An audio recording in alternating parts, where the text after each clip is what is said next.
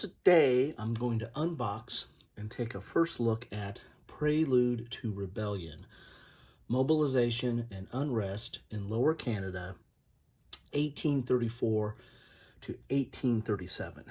Now this has to be one of my more unique and discreet and obscure titles in that I don't think I have any other game.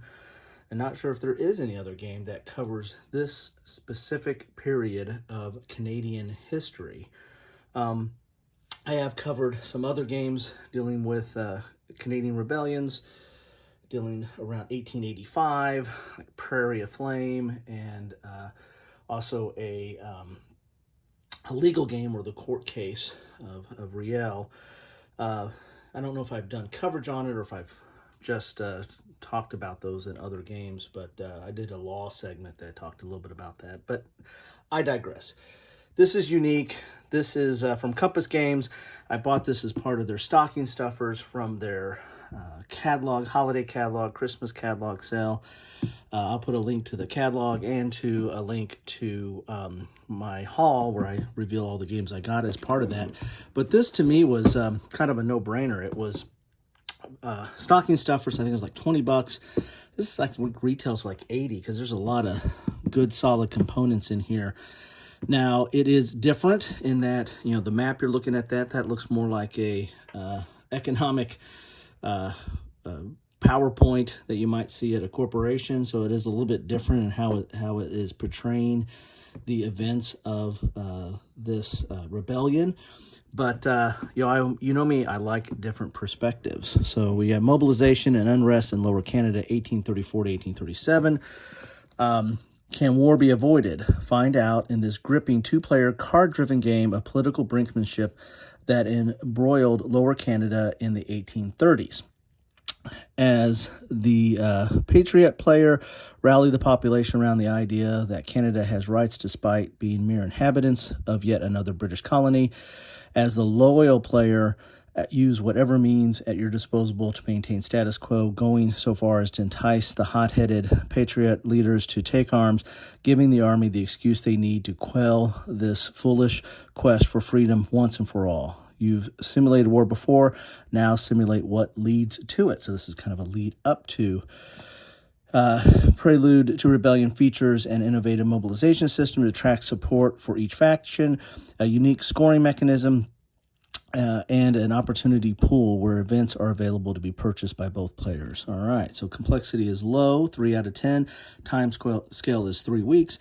Number of players, 2. Suitability for solitaire is 4 out of 10, so it's medium. Average time to play, 3 hours. So let's get inside this box and see what we have here.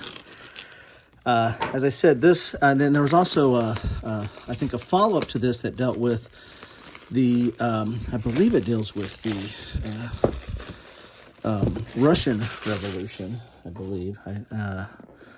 But I don't think this, I think the reason why this isn't stocking stuffer, I don't think it got a lot of love, mainly because it is a kind of a different and unique perspective. Very thick box there on a war game, or a pre-war game, as the case may be. So here is the rules. 24 pages with a little bit of a player aid on the back. Gotta like that. I like not using every space of your rule book or player aids. Here's the table of contents, components.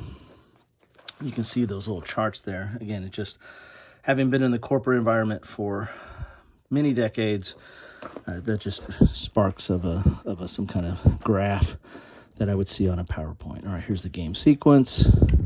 So dual column, kind of small print, but there's a lot of open space, so hopefully not overly complex. Plus you've got some examples in here as well. Here's how to read the cards.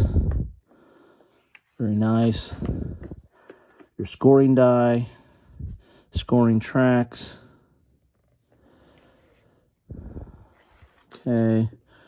Rebellious spirit, opportunity pool, mobilization check, activity points. So quite a bit of different kind of items and mechanics going on here. Here's an extended example of play. That's nice, especially for a game that has kind of new mechanics. You want to have that. Here's designer notes, strategy, primer, and credits. So really the rules are only chart out about 19 pages, and that is with an example of play. So hopefully not that complex. There we go. All right, let's see what we got in here. We got the dice. Here's those special scoring dice, I think, as well as some regular sixers. Cards, we'll take a look at those. And a lot of cubes. That's why I said there's a lot of bits in here. This looks very Euro, but these are all those cubes to keep track of all those charts, those mobilization charts and what have you. And you got a bag here. Ooh, that's kind of cool. What goes in the bag? Looks like this is a player aid. There is for special actions. These are one-sided, and then there's some more special actions right there. Very nice. Got to see that. And what else we got? We got some player aids in here. Looks like we've got 2 player aids that are the same. Start of the turn. End of the turns. That's the same thing that's on the back of the rules, it looks like. And there's the action round and spending APs, action points. So very nice, very thick player aids. Then we got the counters, although there's more cubes than counters, because there's all your counters right there. Nice thick counters, pre-rounded here, but not a lot of counters. Okay. Then we got this board, which is very different. I'm going to have to move some stuff out of the way so we can see what this board looks like. And I believe it is a pair of pants board. It is a mounted board. When I say pair of pants, it's like, see that? It opens up like a pair of pants.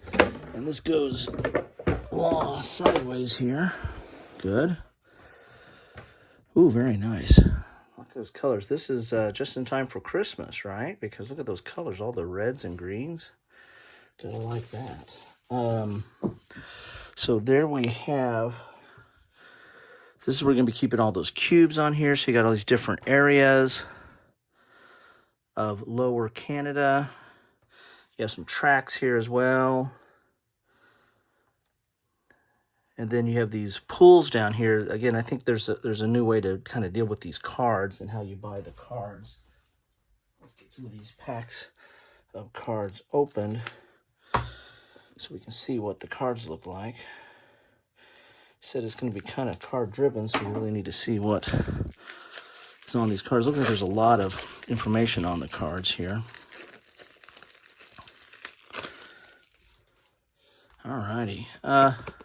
Decent thickness. I mean, they're not the super thick and stiff like GMT, but they're still serviceable and fine. There's a lot of stuff I need to figure out about this game. We got green and red and gray, and looks like we've got some actions and events, but then we also have action points on these cards. So this is where the heart of the game lies, it looks like here. So not a lot of art. I mean, there's some flags and stuff, a lot of text, but there's also some historical context on here as well, which I always like in my card-driven games. I've got more of these cards here. So got a large deck of cards, which you would expect from a card-driven game. Then we've got, this is just an interesting looking board here. I think that might be kind of push people away from it because it is a little bit different than what they're expecting. But then again, this really isn't a war game. This is a lead up to a war game. It's in the title. It's Prelude right there, right? So a lot of good stuff in here. A lot of cubes. It's a big old thick thing of cubes. And special dice. And your player aids. And your bag. And your rules. And there's the cover. So there you have it. That is Prelude to Rebellion from Compass Games. What do you all think about this game? Love to know your thoughts. Why did you pass on it? If you didn't pass on it, tell me what you think about it. I'll put a link to the catalog and to my haul video, and then hopefully we'll get this to the table at some point and get an after-action report. But it sounds like with the solitaire being kind of medium, I'm probably going to need to get this trying to find an opponent. So maybe over the holiday break. Anyway, thanks for stopping by. Love to know your thoughts on it. Take care.